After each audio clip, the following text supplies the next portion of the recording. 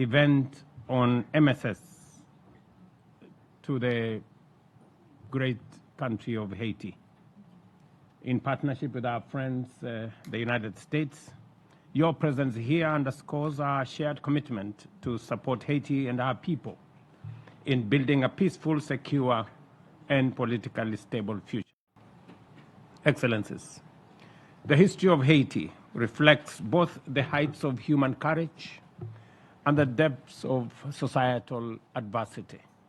It is the story of a people who rose from the shackles of slavery to claim independence and inspire movements for freedom across the globe, especially in our own continent, in Africa. Yet, paradoxically, for decades, the promise of that triumph has been undermined by betrayal, compounded setbacks, and serious consequences of a painful legacy. For many years, the people of Haiti have repeatedly called on the international community to stand in solidarity with them and to help overcome their challenges. Too often, their appeals have been met with indifference or with support that was hesitant and inadequate. When the government and people of Kenya heeded the request by Haitian authorities, it was to join a global multinational effort, drawing on our decades of peace support operations around the world. And we have participated in 46 peace operations across the world.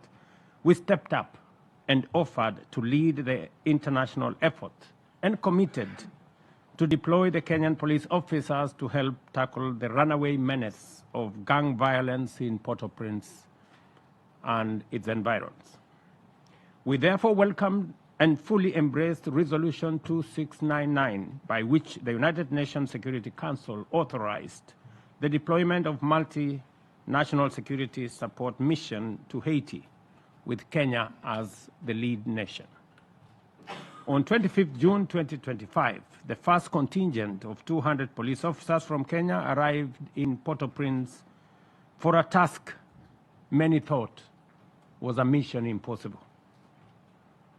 Today, the MSS mission in Haiti has a police contingent of 989 personnel, of which 735 are from Kenya, 150 from Guatemala, 78 from El Salvador, 23 from Jamaica, 3 from the Bahamas, and 1 from Canada. Excellencies, in a few days, the UN Security Council will make a critical decision on a successor mission for the MSS. I therefore considered it prudent for us to share our experiences, successes, challenges, and lessons learned in the 15 months that we have been privileged to lead the MSS mission.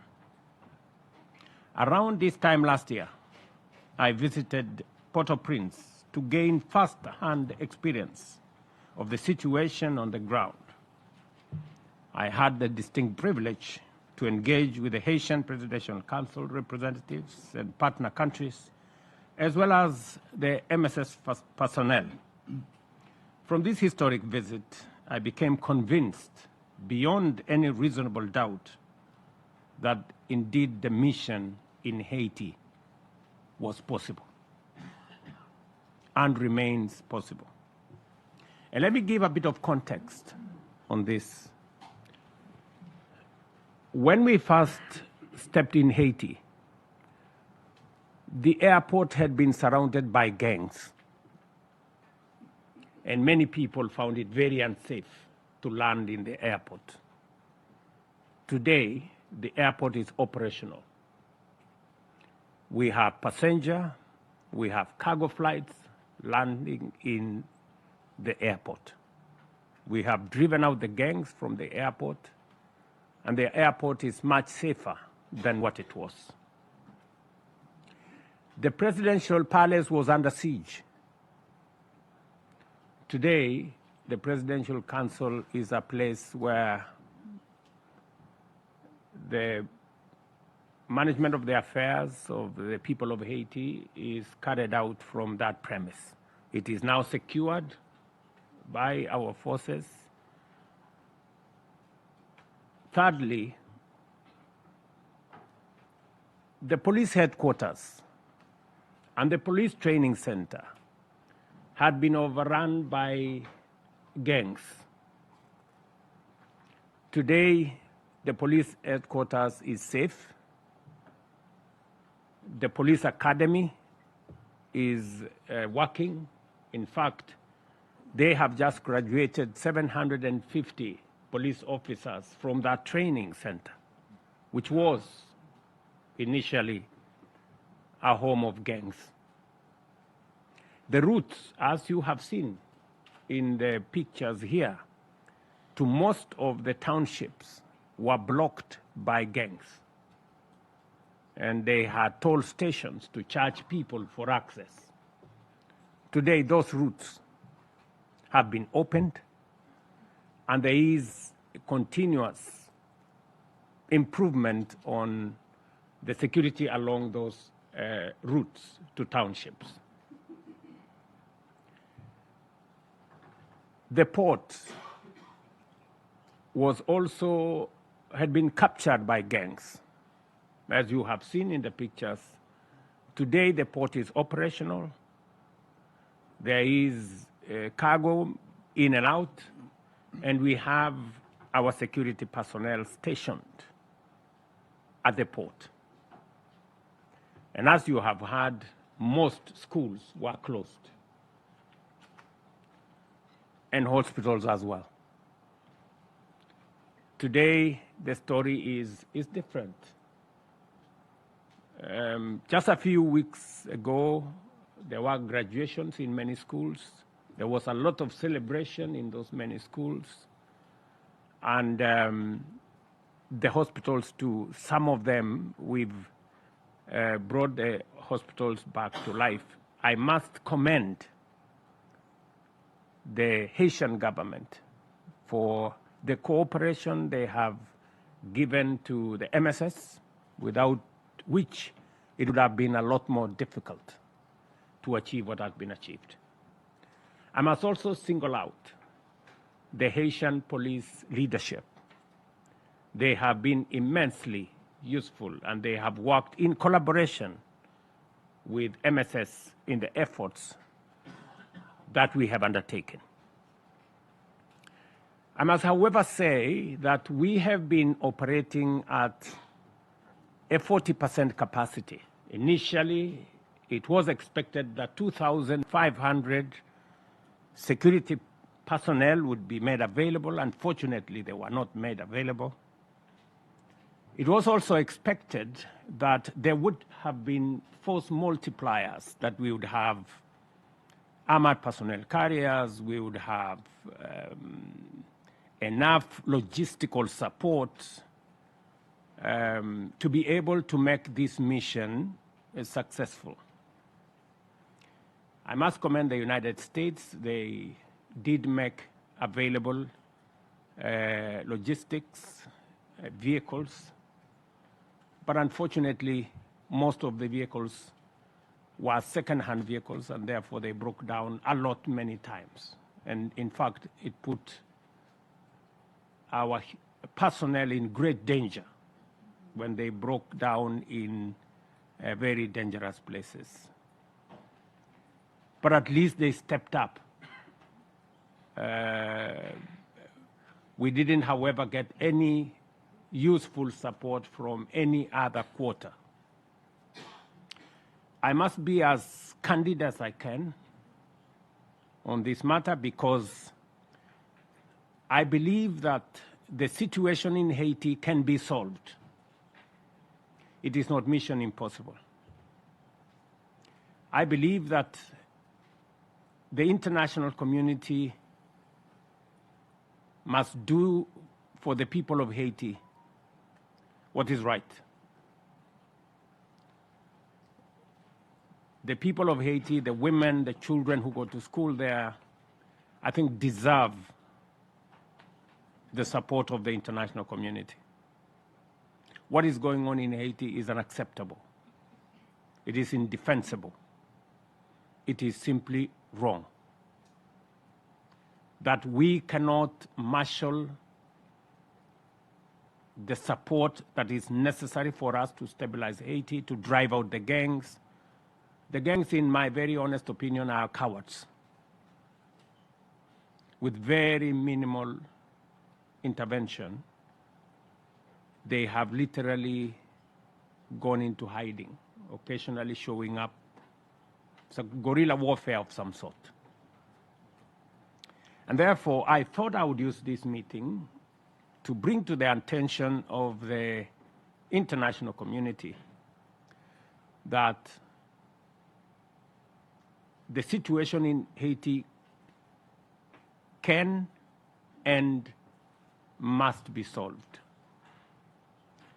I am happy that we are now having a conversation about the successor mission to MSS, but I thought I would bring to this gathering some insights on how success would look like. Because if we don't correct the mistakes of the past, we will most unlikely succeed. If we are sending an additional security team to Haiti, the mandate must be clear. Number one, we must be very clear on the mandate of what it is supposed to achieve. Number two, we must have a predictable resource package. It cannot be what Kenya has gone through, a game of guesswork. You know, voluntary, depending on people's goodwill, depending on when they have time and when they can get some attention. It must be predictable. And that is if we are serious about solving the matter of Haiti. And I don't understand why we cannot be serious. The people of Haiti may be people of African descent, but for heaven's sake, they are members of the human race, like us.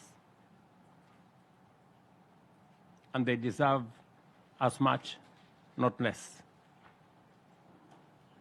And number three, it is my very considered view that we must have the necessary logistical support to be able to make that mission succeed. I will give you a case in point. You know, we wanted to set up 12 forward operating bases where territory that has been claimed or reclaimed from gangs, we would then station security people to make sure that it doesn't revert back to gangs. But that was not possible because of the logistical support architecture that did not allow mechanics to leave Port-au-Prince, that did not allow food and other logistical support to leave Port-au-Prince.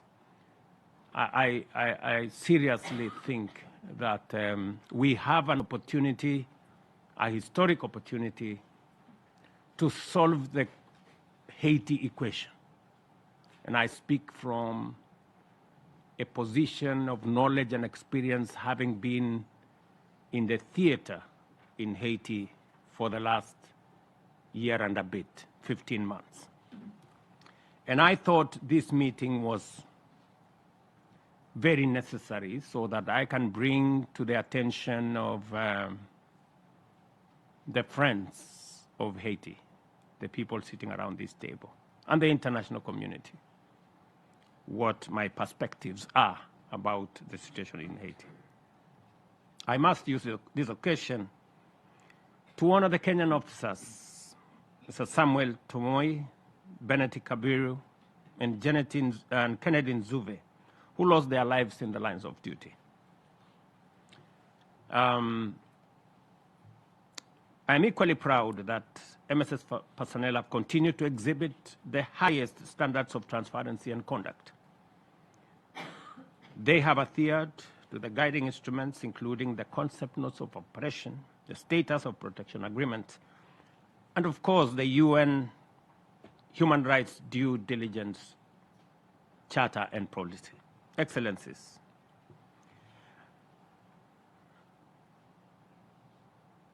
when we deployed our officers, we are clear in our minds that while the MSS was a critical and innovative intervention, it was not the ultimate solution. We knew that Haiti's stability could only be accomplished through a multi-pronged approach that addressed the root causes of the challenges. In this regard, the MSS has from the outset coordinated and closely worked with the United Nations Integrated Office in Haiti, the United Nations Country Team, and the Haitian government.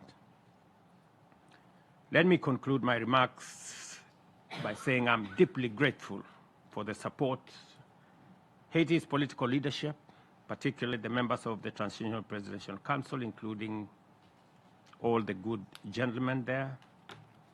In spite of prevailing difficulties, the government has facilitated and supported our mission, and I can state without equivocation that the achievement of the MSS are too often understated. When the first contingent arrived in Port-au-Prince, few could have imagined that a Boeing 787 would one day land at the local airport without the risk of being brought down. I want to commend all the countries and friends who have stepped up to make us achieve what we have achieved in Haiti.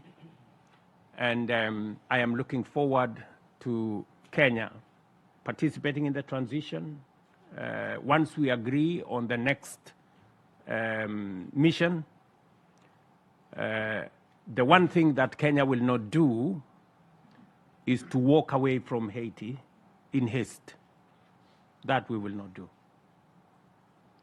Because all said and done, we believe that they are members of humanity, and we owe them a clear transition, because whatever has been achieved, if we don't provide a proper transition, we are unlikely to lose everything that we have achieved. And therefore, the mandate of the MSS is coming up in the next 11 days,